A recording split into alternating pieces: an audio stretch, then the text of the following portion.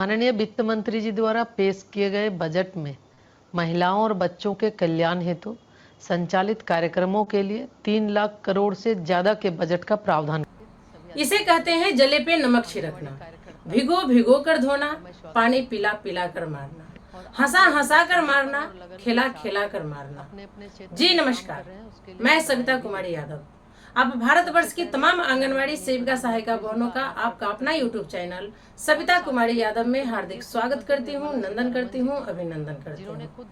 बहनों, जैसा कि आप लोगों ने आंगनवाड़ी सेविका सहायिकाओं के लिए केंद्रीय महिला एवं बाल विकास मंत्री श्रीमती अन्नपूर्णा देवी जी का संबोधन सुना, उस संबोधन में माननीय मंत्री महोदया जी के द्वारा आंगनवाड़ी सेविका सहायिकाओं के द्वारा किए गए कार्यों की सराहना की गई, साथ ही बधाइयां भी दी गई। तो चलिए हम लोग भी अखिल भारतीय आंगनवाड़ी कर्मचारी महासभा परिवार की ओर से, साथ ही देश की लगभग 28 लाख आंगनवाड़ी सेविका सहायिका बहनों की ओर से माननीय मंत्री महोदया जी का आभार प्रकट करते हैं, उनको भी बधाई देते हैं और धन्यवाद देते हैं।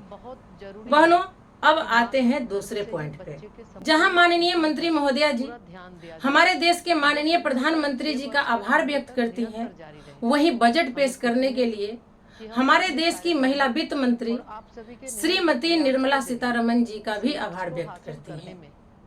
बजट पे चर्चा करते हुए माननीय मंत्री महोदया जी कहती हैं कि इस बजट में देश की महिलाओं और बच्चों के कल्याण हेतु संचालित कार्यक्रमों के लिए 3 लाख करोड़ से ज्यादा बजट का प्रावधान किया गया है। समझिएगा, इस बात को यहीं पे समझिएगा और गौर से सुनिएगा, गौर से समझिएगा। क्या ये संचालित कार्यक्रमों में जो 3 लाख करोड़ से ज्यादा बजट का प्रावधान किया गया है, क्या इसमें देश भर की लगभग 28 लाख आंगनवाड़ी सेविका सहायिका बहनें, वहीं 14 लाख आशा कार्यकर्ता, लगभग लाखों आशा ममता रसोईया भी शामिल है? महोदया, मैं देश की 28 लाख आंगनवाड़ी सेविका सहायिका बहनों की ओर से, आशा ममता रसोईया की ओर से, देश की आधी आबादी की ओर से आपसे पूछना चाहती हूँ कि क्या हम आंगनवाड़ी कार्यकर्ता इस देश की बेटी नहीं है, इस देश की बहू नहीं है, इस देश के नागरिक नहीं है? क्या ये आधी आबादी के साथ धोखा नहीं है? अगर है तो फिर इस बजट में हम लोगों के लिए क्यों नहीं सोचा गया? शिक्षण सहायता सामग्री, ये बहुत ही विचारणीय प्रश्न है। मैं आपको इस पर विचार करना होगा। मैं काम करूं देश के लिए, पसीना बहाऊं देश के लिए, जान न्यौछावर करूं देश के लिए, और मांग किससे मांगने जाऊं? पड़ोसी देश से। बजट पेश कौन करेगा हम लोगों के लिए? पड़ोसी देश नहीं, आप ही लोग करेंगे। हमारा ही भारत देश जो महान है, यही देश करेगा।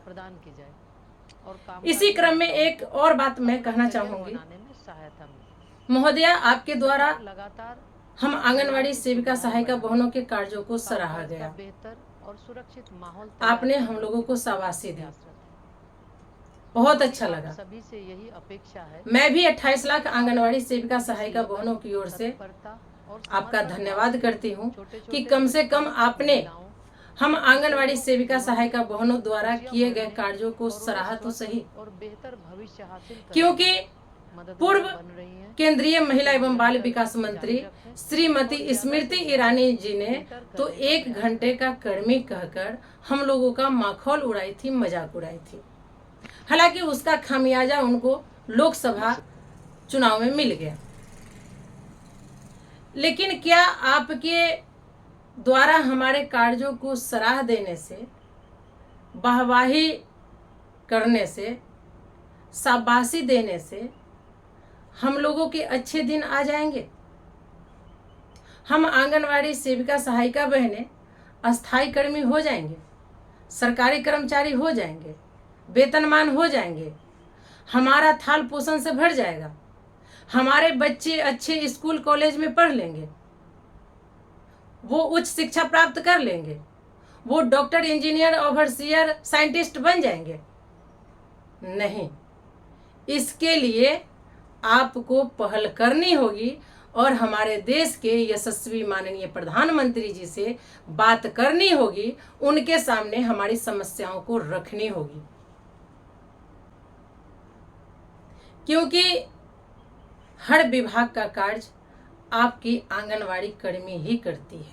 अगर ये कर्मी इन्वॉल्व ना हो तो आपका कोई भी कार्य, कोई भी योजना, कोई भी अभियान सफल नहीं होगा।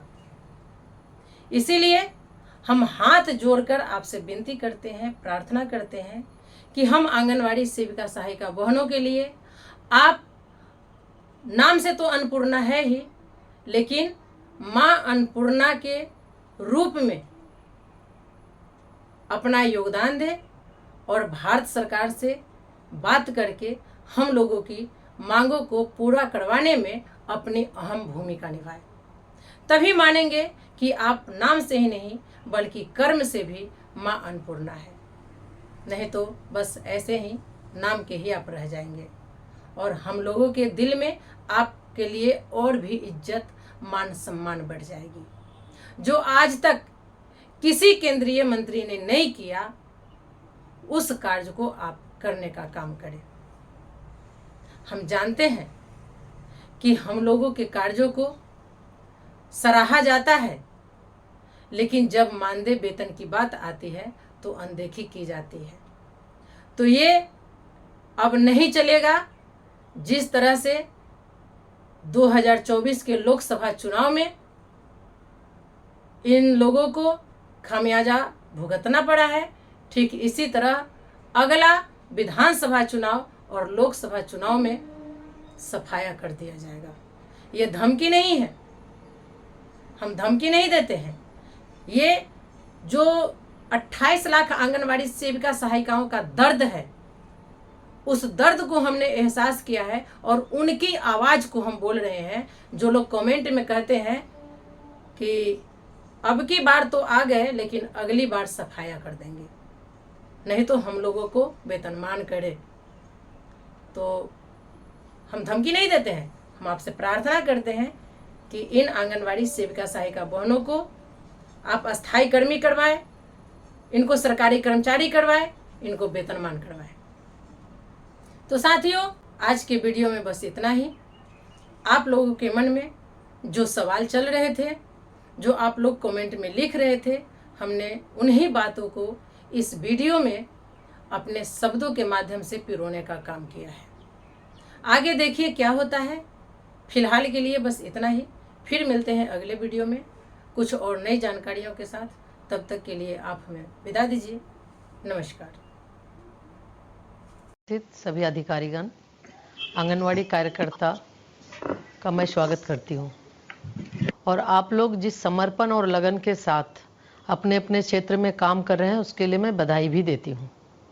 सबसे पहले मैं माननीय प्रधानमंत्री जी का आभार प्रकट करती हूँ और साथ ही वित्त मंत्री श्रीमती निर्मला सीतारमण जी का, जिन्होंने खुद महिला होने के नाते देश की महिलाओं की ज़रूरतों को समझा और बजट में उनका ध्यान भी रखा। माननीय वित्त मंत्री जी द्वारा पेश किए गए बजट में महिलाओं और बच्चों के कल्याण हेतु संचालित कार्यक्रमों के लिए 3 लाख करोड़ से ज़्यादा के बजट का प्रावधान किया गया है।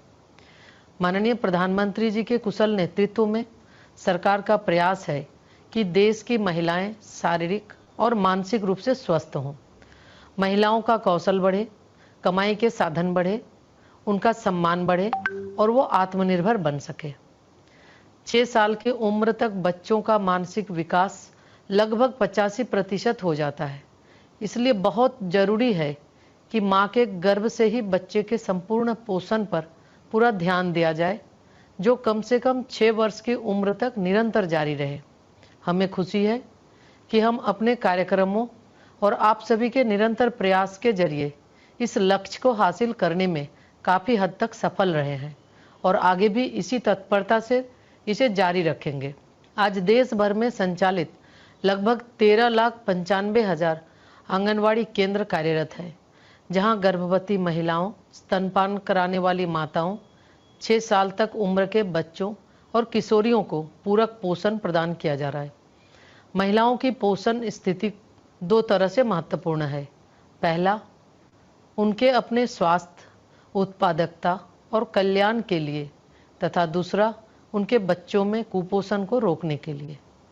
इस प्रकार महिलाओं का स्वास्थ्य सामाजिक स्वास्थ्य का आधार बनता है। इसे मान्यता देते हुए मिशन सक्षम आंगनवाड़ी और पोषण 2.0 कार्यक्रम में कुपोषण मुक्त भारत बनाने के लिए जीवन चक्र दृष्टिकोण अपनाकर गर्भवती महिलाओं, स्तनपान कराने वाली माताओं, बच्चों और किशोरियों में कुपोषण को दूर करने का प्रयास किया जाता है।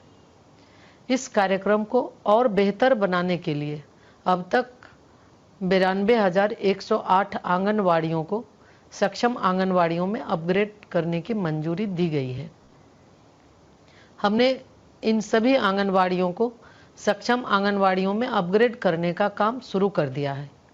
इनमें LED स्क्रीन, स्मार्ट शिक्षण सहायता सामग्री और पोषण वाटिका आदि होंगे। मंत्रालय ने विभिन्न राज्यों, संघ राज्य क्षेत्रों से प्राप्त प्रस्तावों के अनुसार लगभग 6,000 आंगनवाड़ी शिशु गृह पहले ही स्वीकृत कर दिए हैं और आगे भी यह प्रक्रिया जारी रहेगी। हमारा सतत प्रयास है कि बच्चों के पोषण, स्वास्थ्य और संज्ञानात्मक विकास के लिए सुरक्षित वातावरण में गुणवत्तापूर्ण बाल देखरेख सुविधाएं प्रदान की जाए और कामकाजी माताओं को अपना करियर बनाने में सहायता मिले। सरकार लगातार आप लोगों की सुविधाएं बढ़ाने, कामकाज का बेहतर और सुरक्षित माहौल तैयार करने की दिशा में प्रयासरत है। हमारी आप सभी से यही अपेक्षा है कि आप लोग जिस लगन, तत्परता और समर्पण भाव से छोटे छोटे बच्चों, महिलाओं और किशोरियों के जीवन में खुशियां भरने और उन्हें स्वस्थ और बेहतर भविष्य हासिल करने में मददगार बन रही हैं, इसे निरंतर जारी रखें और ज़्यादा से ज़्यादा बेहतर करने का प्रयास करें। धन्यवाद।